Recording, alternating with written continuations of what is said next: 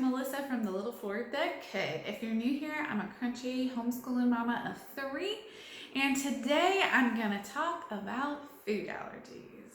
So if you've seen any of my other videos or you found me on social media, then you know I'm an allergy mama. My youngest son, Ford, has a very long list of life-threatening food allergies, and he also has some environmental allergies and other allergies as well. But today we're primarily talking about food allergies.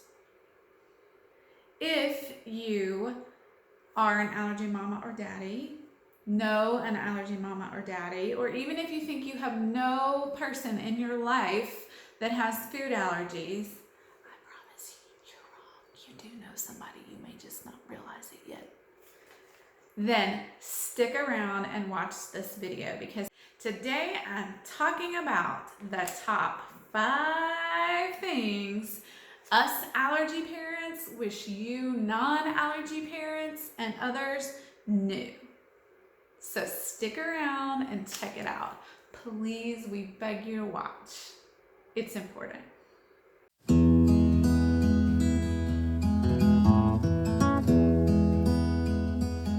Okay, so one of the primary reasons that I wanted to start this channel is because I was encouraged by so many of you to do so. We have had a hard journey in our 5.5 years as a food allergy family. It's hard, y'all. It's hard. And one of the things that I found out the fastest after I became an allergy parent was how clueless society is about food allergies. And hey, if you're one of those people, I am not judging you for that, because let me tell you something. I was that person. I was absolutely clueless about the reality of living with food allergies. So I really have it on my heart to help educate the public, because I think it's so desperately needed. So that's going to be a lot of the content that you find on my channel. Now, I'm going to be doing other things too, because other things are very important to me, like homeschooling and like just being a mom, and crunchy things. I'm a very crunchy person. I like natural, holistic type things. We're a chemical-free home. But I do want to put a lot of allergy content on my channel because it is so important to me. And I'm an educator by nature and by degree, multiple degrees. And so that's just who I am. I like to teach people things that they don't know. And this was something I didn't know, and I wish I had known before I became an allergy parent, because you can change somebody's life and make their life infinitely better if you're aware of these things. So what I did first to prepare for this video was I just made my own list. Like, what do I wish people knew? And then I asked my husband to help me make the list, because he's an allergy parent too. And funny enough, our lists were virtually the exact same. And so then I thought, well, I'm involved in a lot of food allergy communities in different ways locally, and I'm in several Facebook groups that literally have moms, allergy moms from all over the world in these groups. And I thought, I wonder if their list would look like our list. And so I asked in my groups, and you guys, I was inundated with comments and messages about this subject, and it just further solidified my feeling that this was a topic that we need to talk about with the general public, because the overwhelming response was that nobody gets it. We all feel very much like people don't get it. And B, it was remarkable to me to see that these hundreds of mamas were all saying the exact same things. So what I did is I started to write them down and then make tally marks when somebody new would say something that had already been said. And you guys, I just kept getting notifications about more and more and more comments, and they were all the same. And so finally I thought, well, I'm gonna have to stop tallying, or I'm gonna be here all week tallying on this piece of notebook paper. And so I went back through and I read them all, and I realized they're all the same, or at least they're all within kind of the same vein of an idea. And so originally I had asked for, what are your top 3? And I realized after I went back through all of my information, and I realized that really I probably needed to make a top 5. So here we go. Top 5 things allergy parents wish you knew. Number 1, this is a full-time job, a full-time deal, a full-time anxiety, a full-time fear. You guys, it's all the time. It never stops, and it's exhausting, and it's so tiring. It's so frustrating. It's so overwhelming, and the amount of anxiety that we feel on a moment by moment basis is really indescribable unless you've lived it. But we want to try to help you understand. So, for example, we can't ever let our guard down. It's every moment of every day. It's all through the night. You never know. It affects the whole family too. It's not just the allergy kid, it's all of us. My husband and I have to be so diligent and so careful. His siblings, I have 3 kids, only one of them has any allergies, but his siblings, it's changed their whole life too. We've had to remove foods from our household that we used to eat freely in our home, and we can't have them anymore. And that's a huge deal for somebody who's been eating something their whole life. So it's a whole family deal, and it's all the time. Label reading. You guys, sometimes I tell people I am a professional label reader, because you have to read the label every single time on every single thing. And you can't just assume that because the last time you got this brand and this whatever of this product, that this time the same brand and product is going to be safe, because there is no regulation on changing recipes. So they don't have to put on packaging if their recipe has changed. So yeah, we have some safe brands, but we still have to read the label every time we buy that safe brand again, because it may not be safe anymore. It's crazy. It's all the time. When I go to the grocery store, I read the label when I pull something off the shelf before I put it in my cart. Then I read all the labels again when I get to the checkout counter. I literally read all the labels again. I know the people around me probably think I'm crazy, but you guys, this is the difference in keeping my son alive and him dying, because we almost lost him 6 times before his 2nd birthday. Yeah, you heard that right. 6 times. 6 times he almost died before he was 2 years old due to accidental ingestion, because we did not know all of the things that he was allergic to. That's scary. Reading a label is literally the difference between life or death. Speaking of reading labels, meal prep. There are very few pre-packaged things that we can have. And of course, everybody's list of allergies is different. So for some people, this is harder than others. But even if you only have one allergy, it's a big deal. And it means that you have to basically prepare food from scratch all the time. There's no like night off, hey, let's just go out to eat. There's no, hey, let's just order pizza. There's no, oh, we're running late, we'll just run through the fast food drive-through. That's not an option. We can't do that.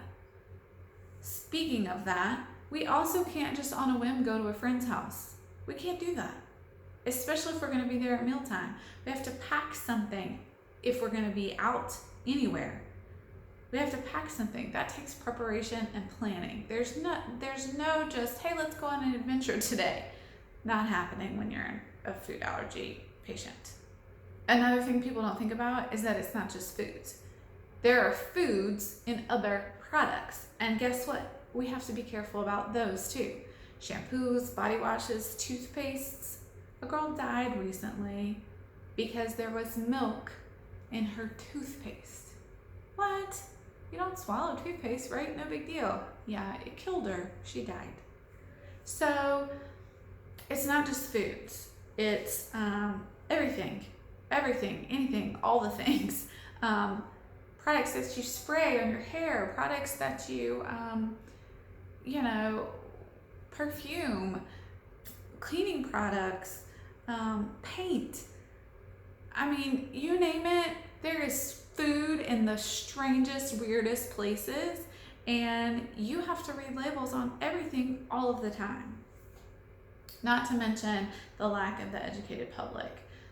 The public in general just does not understand the severity of living life with a food allergy, and that makes it really scary for us because we never know who's going to take it seriously and who's not going to take it seriously, and that puts a lot of fear in a mama's heart, especially if our food allergy kid is a younger, like a toddler. Toddlers put everything in their mouth, right? They don't know. So number one, full-time, all the time, exhausting, preparation, anxiety, fear. It never stops. We never get a break. Okay, top number 2, the isolation and missing out. People will only invite you places a certain amount of times and hear you say no a certain amount of times before they stop inviting you. And it's cool. I mean, I get that. I totally understand that. I do. And I'm probably guilty of doing that too to somebody else. But we want you to know that we want to go. We want to say yes. We want to have our friends. We want to spend time with our friends. But sometimes we just can't because it's too dangerous. And I know that sounds crazy, but it is. And so sometimes it's just easier to stay at home. Not to mention how food-centric our society is. Everything involves food. Why does everything have to be so centered around food? I mean, I get it. We like food. We like to eat. It's a social thing to eat. And I understand that. I especially understand that because I'm from the deep South. Like, all we do is eat. We have food all the time, everywhere, at everything. But food can kill people. And it's just frustrating when you're a food allergy mom that like everything revolves around food. Like even at school. Okay, so recently it's the 100th day of school, right? And what do?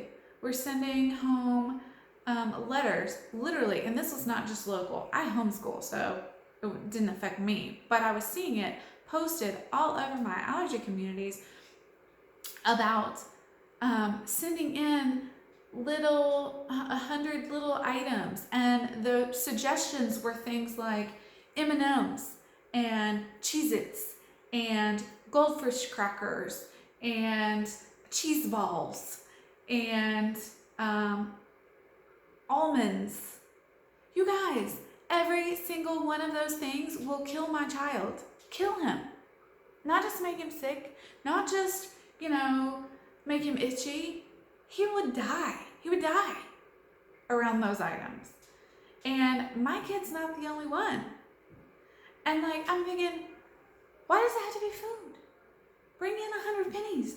Bring in 100 buttons. Bring in 100 paper clips. Why food?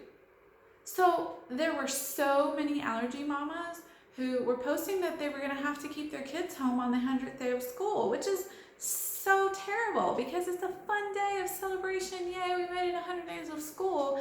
And I'm going to have to tell my kid, sorry, you can't go to the party today. You're going to have to stay home because it's a death trap. And there are so many other fun things and fun activities and fun materials you could use to celebrate 100 days of school. Why do we have to include food? Rewards. Why do rewards always have to be food? You guys.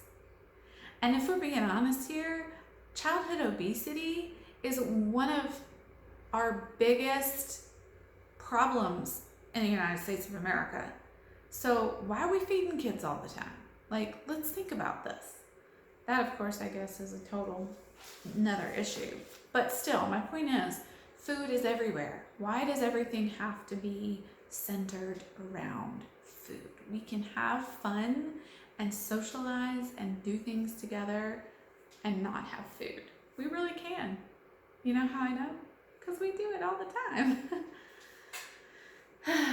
It's hard to watch your child be excluded from so many things. It's hard. Isolation is real and it's tough, and it's our number 2. Okay, number 3, no, we are not being overprotective, and no, we are not overreacting. Do you remember earlier when I said my kid could die? That means he could actually die, like not be here anymore. You guys, it's real. It's happened to other allergy moms. It happens more than you know. It's terrifying.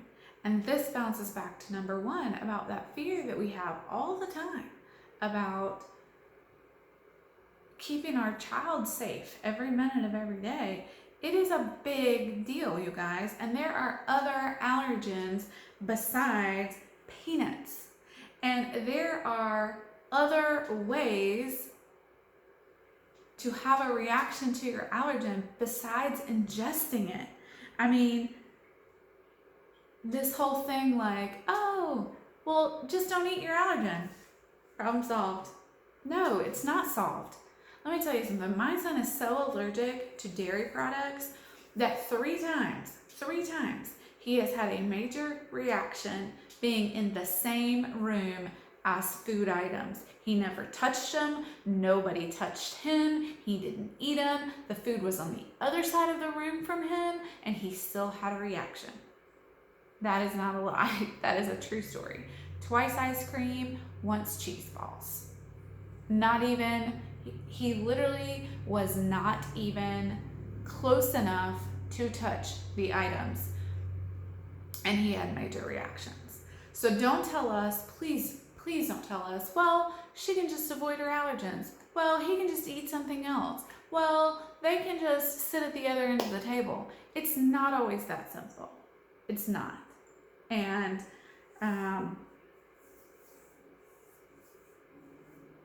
we want you to know that, because let me tell you something.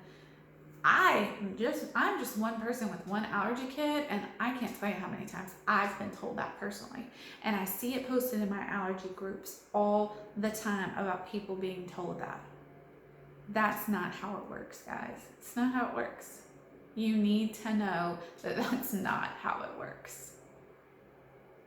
So please don't tell an allergy parent that they're overreacting. Please don't tell us that we're being overprotective. Please don't tell us that, because there are so many things you don't know and don't understand about allergens, and I promise you, we are not being overprotective or overreacting. We're not. Okay, number 4. This one might get me emotional. I'm proud of myself that I haven't gotten emotional so far, but this one may do it. Allergy kids are not a punchline. Period. The end. It's not funny. They didn't choose it. They have no way of changing it. It is their reality. As a matter of fact, food allergies are considered, you ready for this? Are you listening? Food allergies are considered a disability by law. Why? Because they are a disability. They literally, food allergies change every single thing about your reality to live day to day in the world. And look, nobody is trying to make your life harder. None of us. In fact, I promise you, we hate the food allergy life way more than you do. Promise. Because we live it every moment of every single day. And it's going back to the isolation, number 2. Part of why we isolate ourselves is because we hate having to ask you to be careful around our kids. We hate it. We loathe it. We don't want to be the ones who are making your life harder. We don't. But we also don't want our children to be excluded and feel like they're not normal, because it's not right or fair to them, because they have absolutely no control over what these foods do to their bodies. And I was talking to somebody about this the other day, and it made me think about people in a wheelchair. You don't see funny memes making fun of people in wheelchairs on Facebook. You see them about allergy kids. I see them all the time. You don't see people bullying people in a wheelchair because they're in a wheelchair. That's horrible, right? I mean, you'd be horrified if you saw somebody bullying somebody in a wheelchair. What do you do when you see somebody in a wheelchair? Most of us, I would venture to say, go out of our way to try to make that person feel included and wanted and normal and make their life easier, right? I mean, I do, my husband does, my kids do. The school where I used to teach, I watched it happen. You know, you open the door for a person in a wheelchair, right? Even if it takes you a couple of extra seconds and you're in a hurry, you open the door for somebody in a wheelchair. Or, you know, you walk the long way with the person in the wheelchair and help them find the ramp because they didn't know where the ramp access was. Maybe you probably even do it, you know, if you're running late, because it's the right thing to do and because they can't help it that they're in a chair and they need, you know, a special accommodations like a ramp, and it's not horrible, and you know, maybe it's a little inconvenient for you to walk the long way, but you're willing to do it, right? Because this person's in a wheelchair. What about somebody who's deaf? You don't bully them because they can't hear. You don't say, oh, I'm sorry, I don't have time. I don't have time to deal with you because you can't hear. No, you probably go out of your way to figure out a way to communicate with them, right? You probably go get a piece of paper and a pen so that you can talk to them. You probably, I don't know, you try to find somebody who knows sign language to help you communicate with them, right? You do whatever you can think of to do to help that person because it's the right thing to do, because they have a disability that doesn't make them less than you or anybody else, but it does mean they need some accommodations, and you're happy to provide that, right? So why isn't it the same for food allergies? I don't understand. The disability is no different. It's something they can't help. It's something they didn't choose. It's something they don't want. Trust me, they don't want it. It doesn't make them a less than you. It doesn't make them not as important or not as, I don't know, acceptable to be included. It just means they need some accommodations. So why aren't we willing to just make those easy accommodations? I don't understand it. And making fun, that's a whole, I can't. So just know, number 4, we're not a punchline. It's not funny. If you wouldn't make fun of somebody else with a disability like a hearing loss or somebody in a wheelchair or, you know, a blind person or whatever other disability you can think of, then don't make fun of somebody with a food allergy. We are not a punchline. Number 5, misunderstandings and myths about food allergies are too common, and it puts our kids who have food allergies, it puts their lives in danger, and it's scary. And I realized that sort of all of these things sort of have these interlocking pieces, and they all sort of relate to each other. And I could sit here and talk to you for days about all of this, and I hope that at no point did I sound combative, although I may have. And it's not because I'm combative, really. It's because I have a heightened sense of emotion when I talk about this, because of how important and significant it is, not only for my kids' life, but so many other kids.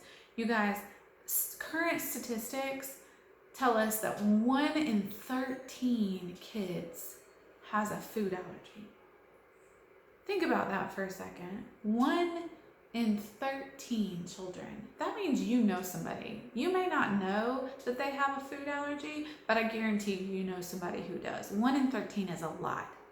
That essentially means 1 kid in every classroom. That means 1 kid in every neighborhood. Depending on how big your neighborhood is, that could mean a whole lot more. I guarantee you there's a food allergy kid on your street. Almost guarantee it. 1 in 13, you guys, 1 in 13. That means you can guarantee that if you go out to a restaurant, at least one kid there has a food allergy. Although, maybe they don't, because food allergy families don't go out to eat very often. Some of us don't go out to eat at all because we can't, because it's not safe. Part of our biggest concern is that people don't take it seriously. And I think that a lot of that has to do with the misunderstandings out there. And so that's my number 5. But I'm going to stop there because number 5 is kind of its own separate video. And so I'm planning to make a top myths about food allergies video. So that's coming up next. I hope you stuck through this whole thing with me, because I think it's so important, and I hope that I didn't ramble, and I hope that I didn't get, like I said, I hope I wasn't too combative. We just so desperately want you to understand how big of a deal it is, and that we're just tired, and we need help, and we need understanding, and we need kindness from others. And more often than not, I hate to say it, we don't get it. Like as a whole, the allergy community as a whole doesn't get it. I personally have been very blessed with some good friends who will go out of their way to make sure that Ford is included and safe. And that is such a gift, and I'm so grateful for it. But there have been so many times, and there still are so many times, that Ford is left out and isolated and put in danger because either people don't know or they don't care. And that is the story that I hear from the allergy community over and over and over and over again. And so we need that to change. We need that to change, because the reality is the food allergy statistics, it's getting worse, y'all. It's getting worse. It's not getting better. It's getting worse. And something's got to give for these allergy kids. It's just, something's got to give. So if you're an allergy parent and you're watching this video and you can think of something that I left out, please put it in the comments below, because I hope people are reading the comments. Y'all, this is so important, so important. So thank you for watching. Thank you for thinking about these things. Thank you for trying to change the way that you might do things to help make food allergy families' lives a little bit easier around you. Share this video, y'all. Share it far and wide. We need to know. I'm sorry that I'm not the most eloquent speaker there is, and I'm sorry that this probably The lighting's not good, and the sound's probably not good, and the editing is probably terrible. But at the end of the day, it's not about me, it's not about lighting, it's not about cameras, it's not about any of that. It's about educating the public about food allergies, which I feel is such an important thing right now in today's world with so many allergy kiddos out there. If you're not an allergy parent and you have a question about anything that I said, please feel free to put that in the comments below. My heart, my true heart is to teach people with kindness about little things that you can do to just make sure that our allergy kids are safe and that they feel like they can live and participate in a world that doesn't put them in danger constantly. Anyway, more allergy content to come, some other things to come. I realized that I promised you this week that my next Cook With Me video would be up with the Mardi Gras King Cake crack candy. That's a mouthful. And I postponed it, but it is still coming next week. I promise. It's still Mardi Gras around here, so we're not going to forget about that video. It's coming. It's allergen free and it's delicious. So tune in next week for that. Meantime, give my video a thumbs up, hit the subscribe button, and I hope to see you next week.